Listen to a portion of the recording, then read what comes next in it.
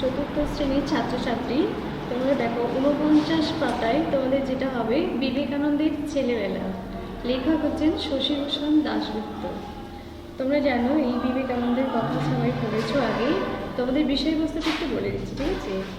লেখক এখানে অতি সুন্দরভাবে বিবেকানন্দের ছেলেবেলার যে সাহসিকতার কথা এখানে তুলে ধরেছেন। ছেলেবেলা থেকে তিনি সমস্ত কিছু যুক্তি আর বুদ্ধি দিয়ে বিচার করতেন, ঠিক আছে? নরেন্দ্রনাথ দত্ত ছিল তার আসল নাম।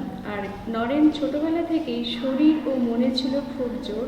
কাল্পনিক ভূতের কোনো কথা বললেও কিন্তু তাকে দমানো যেত না। চোখে না দেখলে তিনি কোনো কিছু সহজে বিশ্বাস করতেন না।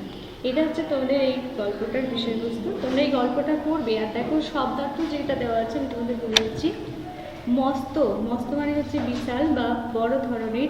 গেছু, যে গাছে উঠতে ওস্তাদ তাকে বলা হচ্ছে গেছু। সর্দার, দলের প্রধান। আড্ডা, সময় কাটানো। অশান্তি, মনের অস্বস্তি। যন্ত্রণা মানে হচ্ছে বিরক্ত। দুশ্চিন্তা, খারাপ চিন্তা। বকুনি, বকাবকি। ফল, ফল বলতে এখানে কাজের কথা বোঝানো হচ্ছে। নিশুতি, গভীর রাত। মোটকে মানে ভেঙে। পাত্তা মানে খোঁজ। গোল্লা পাকিয়ে, চোখ বড় করে। নুইয়ে পড়া, ফেলে প্রায় মাটিতে শুয়ে পড়া। আর পড়কে গেছে মানে ভয় পেয়ে গেছে।